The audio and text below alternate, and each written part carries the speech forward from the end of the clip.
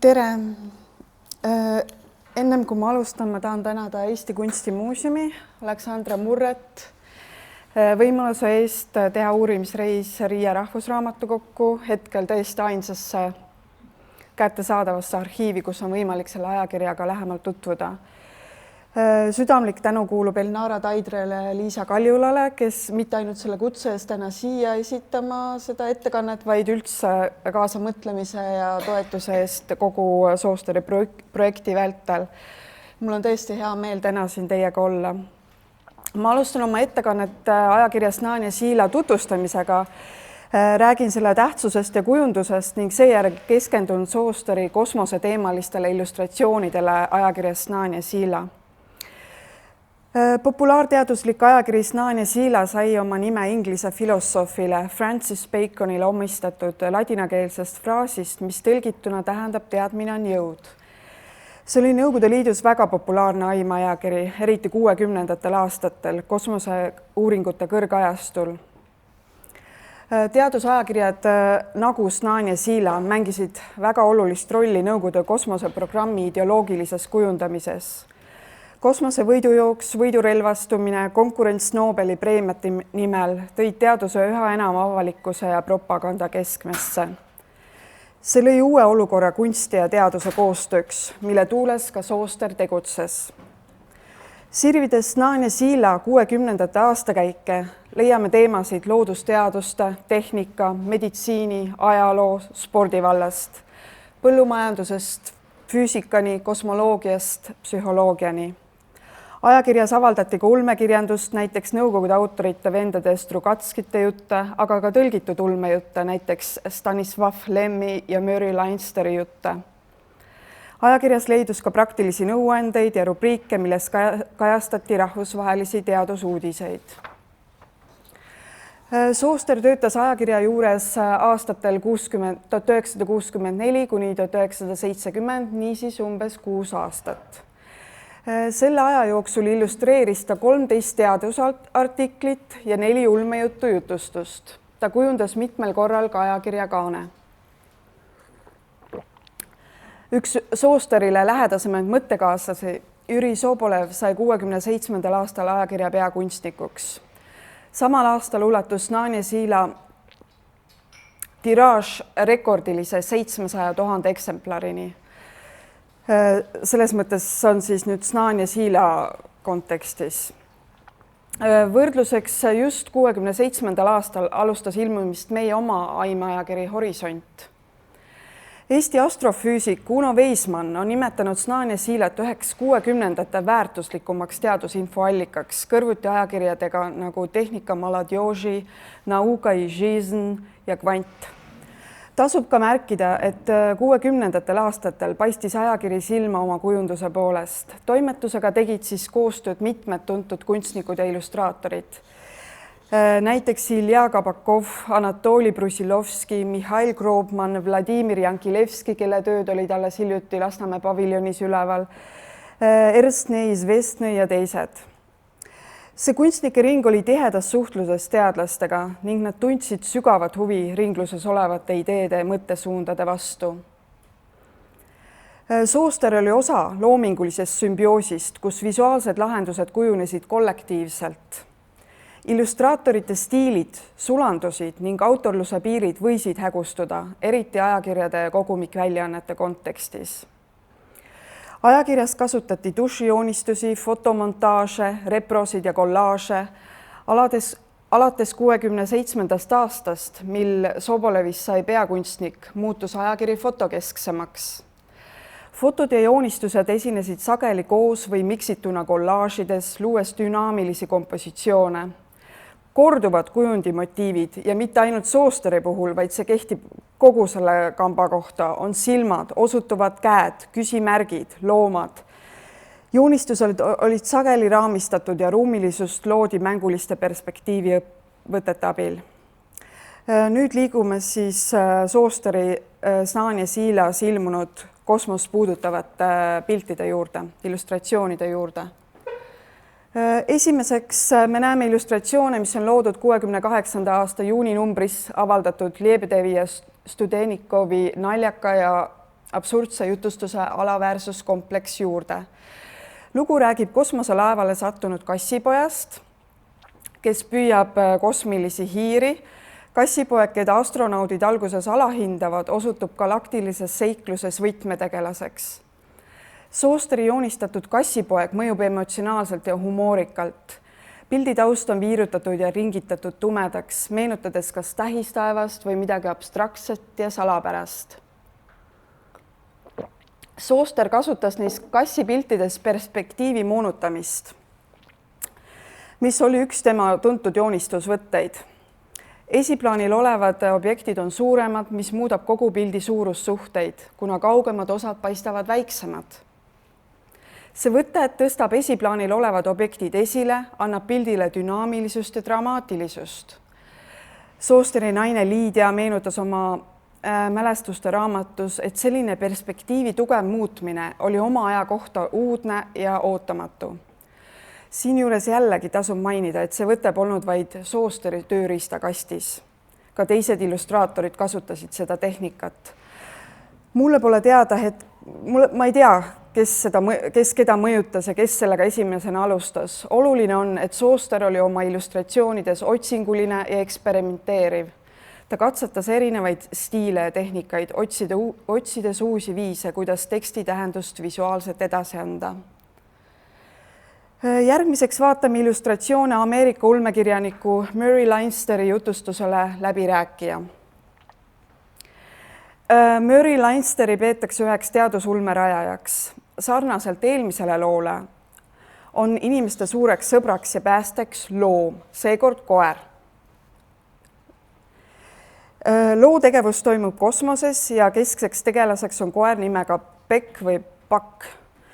Tundmatu tsivilisatsioon ründab inimeste kosmoselaevu ja tugipunkte. Nad ei pea inimestega läbirääkimisi ega püüa kontakteeruda, vaid tegutsevad ootamatult ja halastamatult. Nad jahivad inimkonna jaoks väärtuslikku ressurssi, aatomienergiat. Inimesed ei tea, kas tulnukad kujutavad endast ohtu või on nad lihtsalt ressurss otsimas. Aga koer Becki abil tekib lõpuks side inimeste ja võõra tsivilisatsiooni vahel. Leinsteri loost joonistuvad välja kaks selle ajastu keskset teemat, loomad kosmoseuuringutes ja tuumakatsetused. Esimesed elusolenditega kosmoselennud tehti koertega. 50-ndatel, 60-ndatel aastatel saatis Nõukogude Liit mitmeid loomi kosmosesse.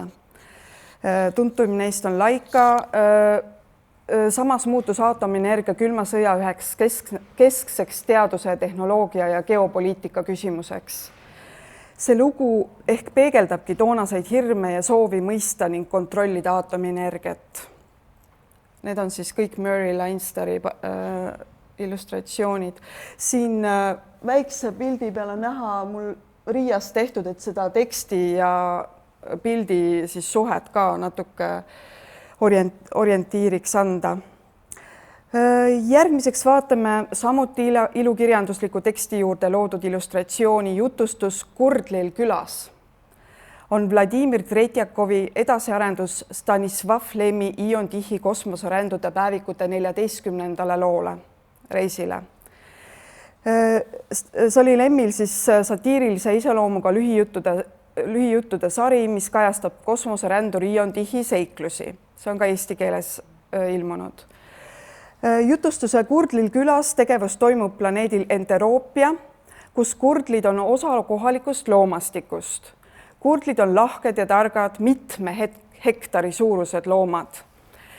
Lisaks kurdlitele elavad Enteroopial veel ardriidid. Nad on mõtlevad, läbipaistvad, värvi muutmad ja sümmeetrilised paaritu jäsemelised olendid, kes võivad perioodiliselt oma soovil punguda. Pildil on siis ardriit, paaritu jäsemeline ja Ion Tihi. Loomaaia direktor on see Setoni loomaaia direktor Ion Tihi, kes asuvad Kurdli kõris. Nad vaatavad siis kõrisse või neelu. Neile avaneb vaade Kurdli sisemusse, kus on sanatoorium seedetrakti haigetele, väike hubane restoran järve kaldal, kus nad käisid õhtustamas. Sooster on selle stseeni loonud oma lemmikmotiivi kaudu, munakujulisena. Tundub, et ta suutis peaaegu kõigest leida munajaid vorme. See trikitav, et mitte öelda triksterlik motiiv liigub tema vabaloomingust illustratsioonidesse ja tagasi. Vahel jääb mulje, et tal polnudki vaja erilist põhjust, et midagi jälle munaks kujundada. Naljatamisi võiks öelda, et ta taandas munakujuliseks kõik, mida vähegi andis. Lisaks võib seda illustratsiooni pidada üsna erandlikuks. Ta on kasutanud, minu arust on ta kasutanud seda originaali, me keegi ei ole näinud, kasutanud ajalehtedes pärit fotolõikeid ja loonud fotomontaaži. Üldiselt ta oma illustratsioonides ajalehelõikeid ei kasutanud. See kujutab teise tsivilisatsiooni olendi sisemust viisil, mis mõjub ühtaegu kummastava unenäona ja utoopilise maastikuna, justkui pärineks see maastik meie mälestustest. Järgnevalt räägin illustratsioonist, mis on loodud Pjotr Krapotkini artikli juurde Maa ja Veenus. Geoloog Krapotkin käsitleb selles Maa ja Veenuse atmosfääre, nende koostist, arengut ja erinevusi. Artiklis mainitakse ka Nõukogude Liidu kosmosemissiooni Venera 4, mis toimus juba siin mitmeid kordi 67. läbi jooksnud aastal, 67. See oli siis umbes aasta enne artikli ilmumist. See missioon oli osa külma sõja aegsest kosmosevõidujooksust, kus Nõukogude Liit ja USA konkureerisid päikesesüsteemi uurimises. Artiklis on juttu 2 planeedist, meie koduplaneedist ja Veenusest. Illustratsioonil näeme aga vaid ühte suurt taevakeha. Tekib küsimus, kas see on Veenus või Maa? Veenuse keskmine temperatuur on 400 kraadi. Kas just seepärast on Sooster kujutanud planeeti verevana? Ettekannet ette valmistades leidsin Kruštšina 2022. aastal ilmunud uurimuse Soosteri illustratsioonidest Snanje Siilale, kus räägiti huvitavast seigast just selle konkreetse illustratsiooni puhul. Kruštšina tsiteerib ajakirja Snanje Siila kauaaegset kunstilist toimetajat Aleksandr Estrinit, kes meenutab, et Soosteri illustratsioon ilmus ajakirjas poolikuna. Algversioonis oli kujutatud ka Veenust, kuid kuna Veenus oli alasti, ei lubatud seda osa avaldada, ei aidanud isegi viited Botticellile. Lõpuks otsustati trükkida vaid osa joonistusest, et kunstnik saaks vähemalt oma töö eest tasu. Niisiis näeme pildil verevat planeeti, mille ümber on justkui magnetpooluseid meenutavad kroonlehed. Kunstiteadlane Elnara Taidre on selle illustratsiooni puhul välja toonud Juan Miró mõju. Biomorfsed vormid ja kujundid meenutavad ühtaegu kosmilisi taevakehasid ja mikroorganisme. Pilt tekitab eriskummalise eeterliku ja õhutühja ruumi tunde. Järgmiseks jätkame planeediga Maa, keskendudes Rudolf Balandini artiklile Maakera biopesal. Balandin on geoloog, hüdrogeoloog ja teaduse populariseerija, kes on kirjutanud mitmeid populaarteaduslikke raamatuid. Hetkel ta peaks olema 90-aastane, nii et mõned siin Trostnikov on surnud ja aga mõned on elavad veel. Artiklis käsitletakse, kuidas inimesed on mõistnud ja tõestanud maakuju, liikudes müütilistelt ja poeetilistelt arusaamadelt teaduslikele arusaamadele. Alguses kujutleti maad tasapinnalisena, kuid aja jooksul hakkasid teadlased mõistma ja tõestama maakuju matemaatiliselt. Üks artikli põhiteemasid on teaduse ja poeetika vastandus. Lugu näitab, kuidas teadus arenes, nihutades inimesi iidsetest uskumustest välja, pakkudes siis põhjendusi või samas möönab artikli autor, et poeedid pole nii-öelda alati eksinud. Tihti on nad olnud ka teadmistest ees ja hiljem on teadlased suutnud siis nende ideid põhjendada. Soosteri aegset perioodi iseloomustab samuti eri mõttemaailmade vaheline dialoog, nii-öelda tuntud teadlaste ja lüürikute debatt, reaal- ja humanitaarteaduste vaheline dialoog. Arutleti, kas tänapäeva maailmas on lüürikuid üldse enam vaja, kuna täppisteadused suudavad reaalsust täielikult lahti mõtestada. Kujundlikult on Sooster paigutanud erinevad vanad maailma kujutamise viisid kappi, omamoodi kosmoloogia ajaloo muuseumisse, kuhu kuuluvad planisfäärid, kaardid ja mäed, mis kunagi olid maailma keskpunktiks. Pjedestaalile on ta joonistunud ümmarguse kivist planeedist Maa. Liigume edasi kosmose teemaga, kuid veidi teises mõtmes. Paljud mõtlejad ja traditsioonid on arendanud ideed, et iga üksikisik peegeldab kogu universumi mustreid. Füüsikas räägitakse holograafilisest printsiibist ja fraktaalteooriast, mis viitavad sellele, et universum on omamoodi peegelduv ja korduv, kus struktuurid taasilnevad eri tasanditel. Psühholoogias on Carl Jung pakkunud välja idee kõik inimesi ühendavast kollektiivsest alateadvusest. Need ideed viitavad sellele, et inimene ei ole ainult osa maailmast, vaid kannab endas kogu kosmose struktuure ja mustreid. Psühhiaater Vladimir Levi, kes on ka hetkel umbes 90-aastane, artikkel Muusika ja aju käsitleb muusika mõju ajule. Ta arutleb, millised on muusika mõju bioloogilised alused, kuidas inimesed ja loomad muusikat tajuvad ja sellele reageerivad. Sooster on loonud sümbolite rohke ja võluva illustratsiooni. Justkui oleks ta tahtnud näidata, et muusika ja helid võivad kujutusvõime kaudu äratada terveid maailmu. Üks ruum sulandub teiseks, lendav linnuparv muutub inimhuulteks. See on Soosterile omane võte. Sarnaselt kujutas ta ka näiteks Oskar Lutsu kevade illustratsioonides Lible Läki-Läkit, mis muutub kaugusesse kahanevaks linnuparveks. Sellest on haaravalt kirjutanud Aare Pilv. Pildi keskplaanis on langevad veetilgad, mis tipnevad geomeetrilise 8 nurgaga, mis ma panin tähele, olid väga sarnane sellele Da Vinci plaanile, mis oli ka 8 nurk. Et sellised seosed hakkavad tekkima.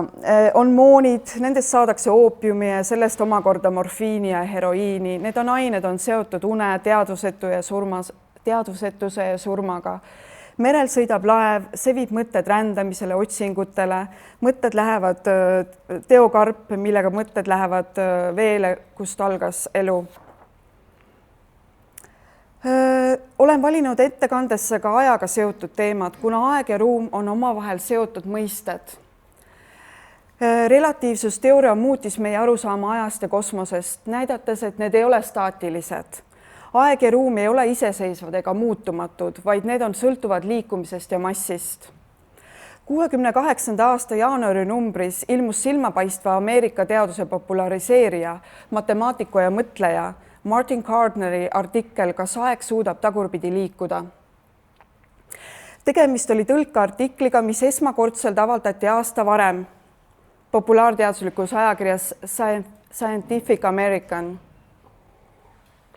Artikkel käsitleb aega, selle suunda ja seda, kuidas aega teaduses mõistetakse, eriti elementaarosakeste kontekstis. Gardner toob välja, et ajasuunad on suhteliselt sarnaselt mõisteta nagu vasak või parem või üles või alla. Artikkel käsitleb ka võimalust, et kusagil eksisteerib maailm, kus aeg jookseb meile teistpidises suunas. Sellele viitab ka see illustratsioon siin. Sooster on neid ideid tõlgendanud kujundlikult ja tabavalt. Ta on aega ja selle liikumist kujutanud sümmeetriliselt peegeldatud kompositsiooniga, kus jalad astuvad mööda keraks keeratud linti värvilises kosmilises ruumis. Lõngakera motiiv viitab Kreeka mütoloogias tuntud moiradele, saatuse jumalannadele, kes ketrasid ja lõikasid inimese elulõnga.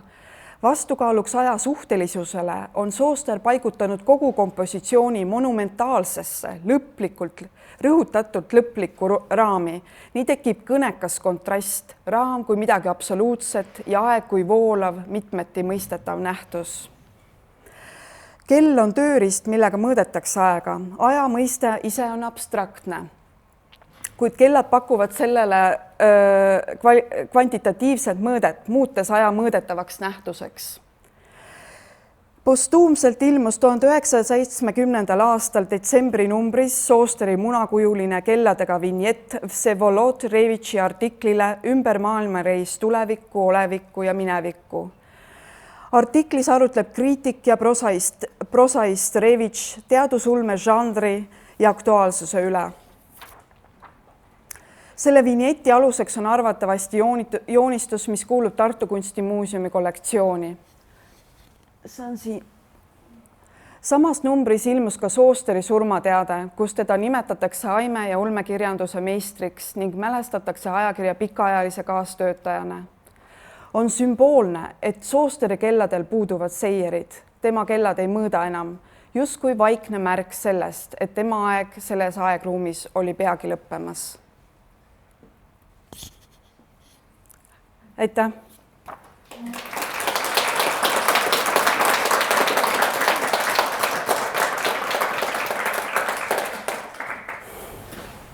Suur tänu Kadrile. Kas on kohe küsimusi, kommentaare, peegeldusi? Jaak, Juhan Järgne. Mul oleks üks lühikommentaar. Tähendab, Kadri viskas õhku huvitava termini holograafiline printsiip.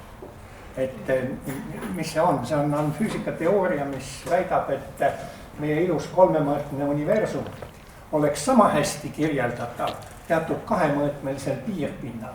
Meie oleme harjunud oma kolmemõõtmelise ruumiga, aga põhimõtteliselt saaks ka teistmoodi. Ja mõned füüsikaprobleemid ongi lihtsamini lahendatavad just sellisel kahemõõtmelise piirpinna mudelis. Aitäh! Ja, mul oli lihtsalt ka kommentaar, et see Martin Gardneri artikli illustratsioon, et jah, see natuke veel nagu yin ja yang jootis, kui mingi nurgal vaadata, et see nagu mul see aja edasi ja tagasi liikumine sobib seda. Aga see ongi hea kunsti omadus, et ta kõnetab nii erinevatel tasanditel ja võib erinevaid inimesi erinevat piiri. Seal on mingi. Elnara on veel toonud Baconile siin viite, oli jah? Ei, ma puht seda visuaalset keelt natuke kõrvutasin William Blake'iga. Ja Blake'ile.